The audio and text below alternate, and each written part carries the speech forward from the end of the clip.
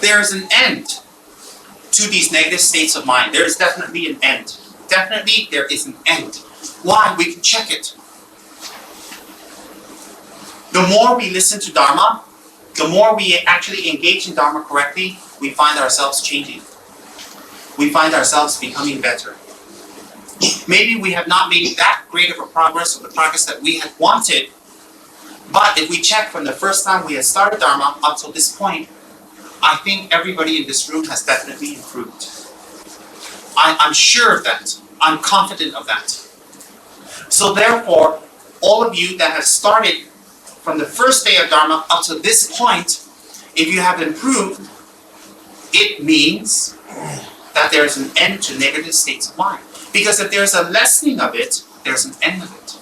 So definitely from the time we have started practicing Dharma up till now, even when I check my own negative mind, from the day that I received the Dharma up till now, and I won't tell you how many years because you're going to say, is that all you improved? Is that it? So I won't tell you how many years I've been in Dharma, so I can avoid non-pleasing, unpleasant, non-ego stroking words and sounds. So, since we have started the Dharma, we have followed our gurus, we have did our prayers and studies, we have definitely improved. Definitely. Most of us definitely, no, all of us definitely have improved. I can say confidently. Therefore, there is a lessening of negative states of mind. If there is a lessening of negative states of mind, therefore, we must conclude that there is an end. Less means getting closer to an end. Less doesn't mean getting closer to more, to an end. And negative states of mind are impermanent phenomena.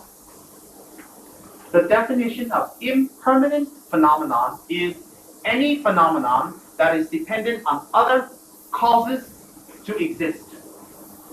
So impermanence or impermanent phenomenon is any phenomenon that is dependent on other phenomena to exist.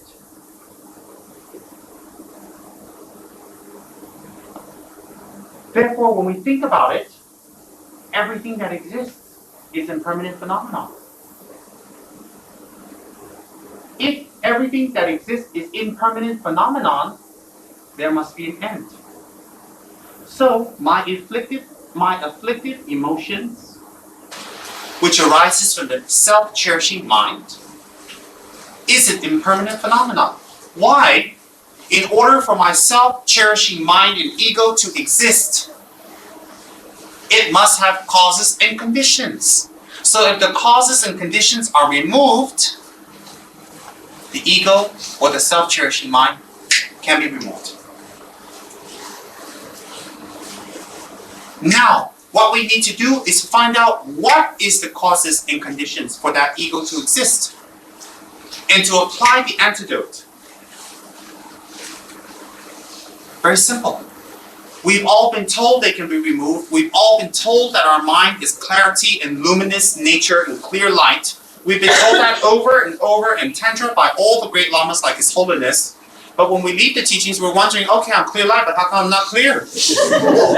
How come I'm still getting angry, pissed off, and I tell people off, and I get really riled up at the spur of a moment, and I hate competition, and if someone's wearing a better dress than me, I wish I could slap them? How come when someone's doing better in Dharma, I feel jealous? Okay, I have a clear, wonderful mind, and everybody tells me that, but I don't feel clear and wonderful. How come? Of course, when people come near us, we have to feel clear and wonderful. I'm a great Dharma practitioner. I've done many retreats. I know this prayer, I know that mantra, and my guru is His Holiness, His Eminence, the Great Enlightened, the Emanation, the Vajrapani, Vajradhara, everything. And he's very close with me, and he loves me. And I've received his personal mala, and I get to drink something out of his cup, did you? And I went to retreat with him, and I sat 2 seats away from him in your car. And I get to call on the phone and have direct contact with him. And when I email him, I get a reply. To you. I'm a great Dharma practitioner. And we sit there all bloated and all happy. And then we go to Dharma talks, and we go near our Dharma brothers and sisters, and we tell them, you're not as advanced as I am. Oh no, I'm not so good as you. Okay, you're not. What? Superficial humility. So when we check, how come? Something's wrong. Something's not right. We have to keep checking. We have to be very honest. Are we free of the 8 mundane concerns or 8 worldly concerns when we practice the Dharma? Or is the very practice of Dharma increasing the 8 worldly concerns? If the very practice of Dharma is increasing it, then something's wrong. We are not getting the full benefits that we can get if we practice the Dharma. So very simple, we follow those guidelines. We follow those guidelines. Wouldn't that be better? Death is very near, death is very soon.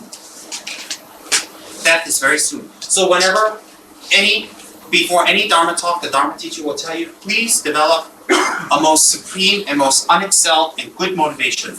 The meaning is to be free of the 8 worldly concerns. All of you have gotten the piece of paper that we have passed out, and at the bottom it tells you what are the 8 worldly concerns. We should memorize that.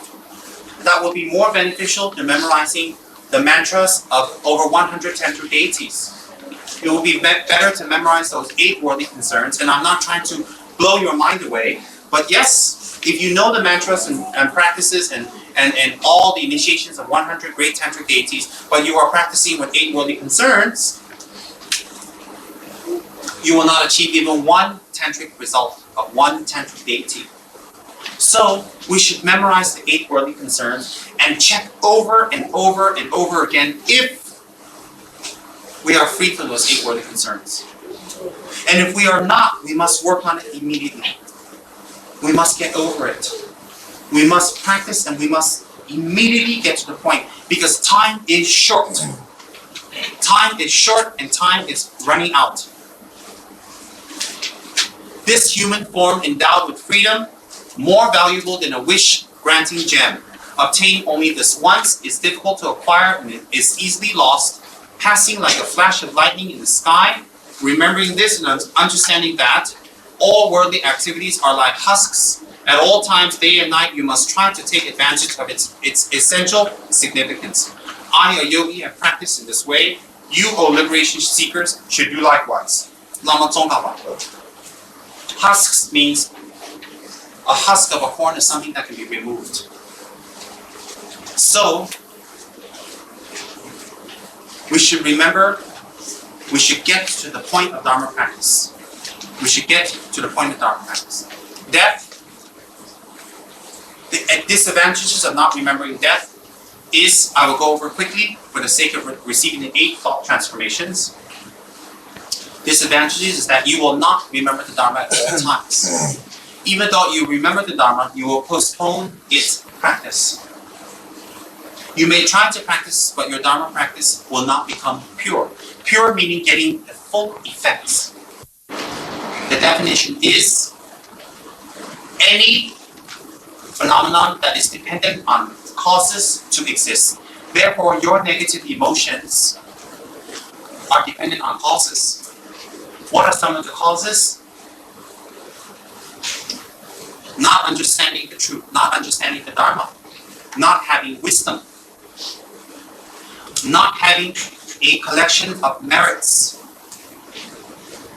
reconditioning yourself in it, not trying to root it out or pull it out, not dealing with it or facing it directly, etc., etc. So your negative states of mind, our negative states of mind, are dependent on a lot of causes. So when we start removing the causes, that negative state of mind must disappear. Therefore, there is an end to afflictive emotions or negative states of mind, which bring about negative actions of body, speech, and mind that bring about negative results. And these negative results that we experience individually is samsara.